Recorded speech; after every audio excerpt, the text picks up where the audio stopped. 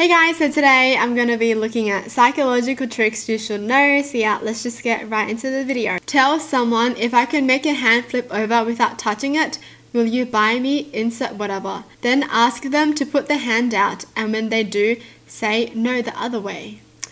Oh, so they'll flip it over without thinking about it, you know.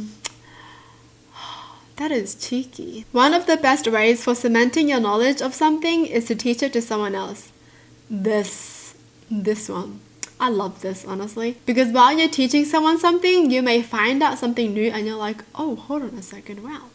Okay, yeah, I should do it like this too. It's just amazing, honestly. Reflective listening. Simply being there with someone and reflecting the words and sentiments back to them. When someone shares a problem or grief or complaint with us, we often have the instinct to say, I'm sorry. As in, I'm sorry for the loss of your mother. What is the natural reaction when someone says sorry? Usually to say, that's okay, but it is not okay. Don't put someone in the position of comforting you for their loss. Instead, show that you see and feel their grief. That's so awful. I can't imagine how upset you must be. This invites the other person to tell you more. Oh, that's so true.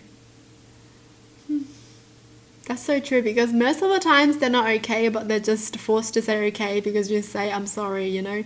Obviously they're not okay, like you know they're not okay.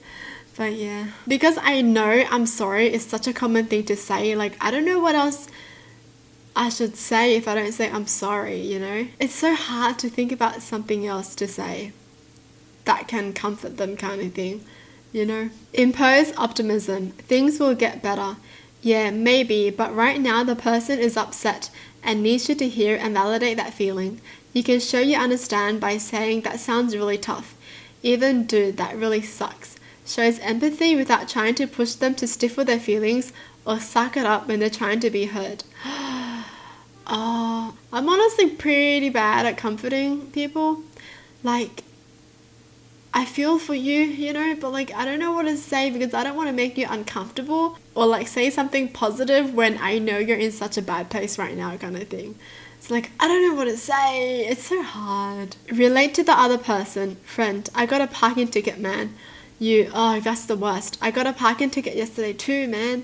This may be appropriate later in the conversation, but it shouldn't be your first reaction to make it about you. Stay with them. Oh no, what happened? Invites them to tell you more. Oh my gosh, these are so true. I feel like a lot of people do a lot of these, including me, you know. They're just like, oh, me too, I hate it when that happens. But then they're telling you about their day and what happened.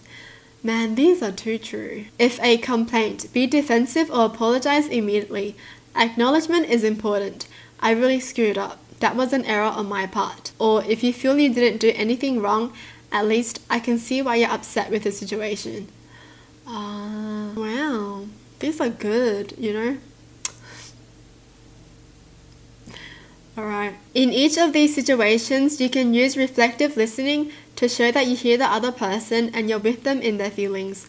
You're validating their anger, grief, and allowing them the safety of being in it with you before moving on. I use this with kids all the time.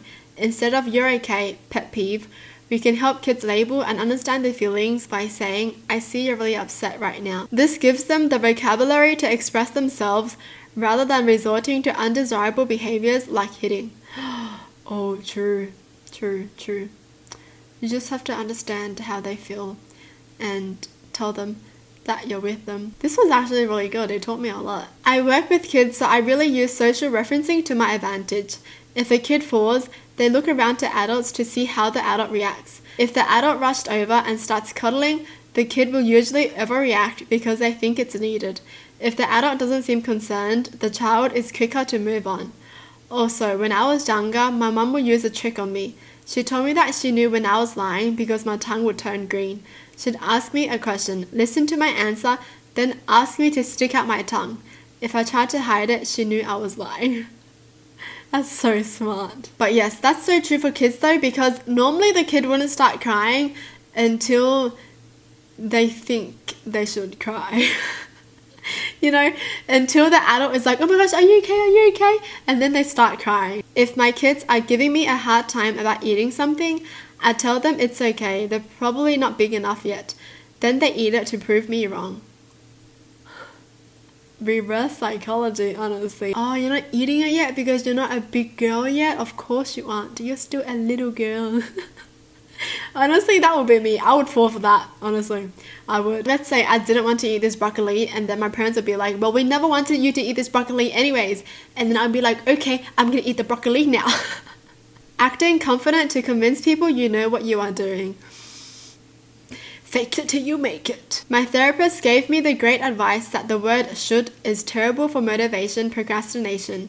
I'm re-saying it far less eloquently, but basically instead of saying you should do the dishes, you should say I would do the dishes, which tricks your brain into doing it, because should is far less matter of fact. Meanwhile, I will is very set in stone. It took me a while to do it, but now I barely say I should do XYZ, and actually my motivation has gone up.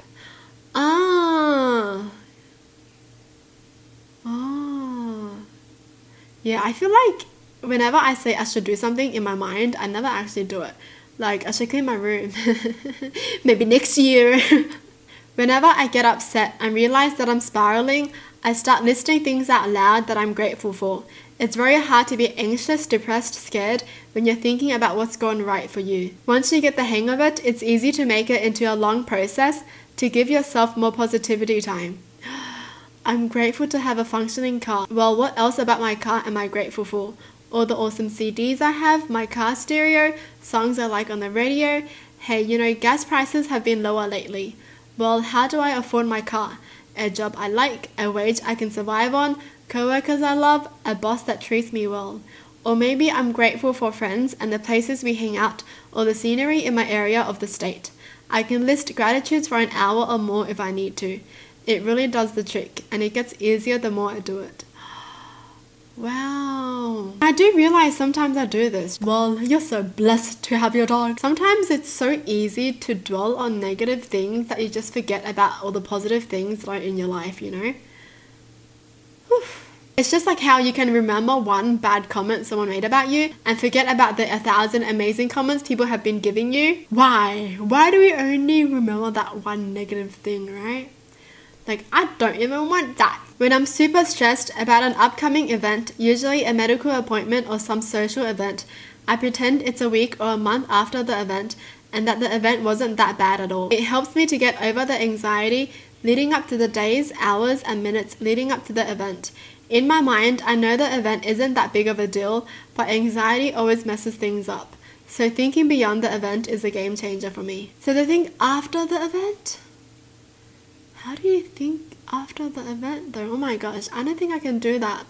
I mean, whenever I have like an appointment or something, I'm always just thinking about the appointment, It stresses me out so much, I don't know why. When someone has the hiccups, telling them to prove it to make the hiccups go away. Wait, that works? How? What do you mean? So if someone has the hiccups, be like, prove it. Where's your hiccups? Huh? Prove it. And then they have no more hiccups? No way. When I'm nervous, I convince myself it's excitement. The heart racing, the racing thoughts, the alertness. I tell myself it's all energy, pumping myself up to confront a challenge. Ooh. It's excitement. Oh my gosh, I'm like nervous all the time. I'm excited every single time. Hold on. So if I'm nervous to meet people, does that mean I'm excited to meet people? What? Oh, I have to convince myself that I'm excited to meet new people.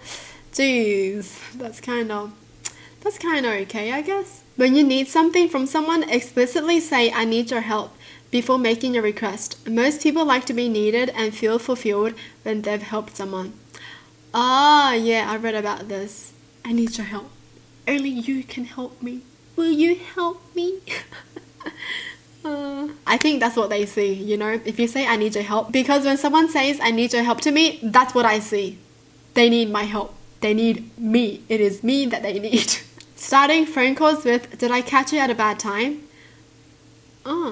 Getting people to say no is a key factor that allows them to open up by saying, no, of course not. I'm not doing much anyways. That's so true though, because I feel like if you ask that question, most people would say no.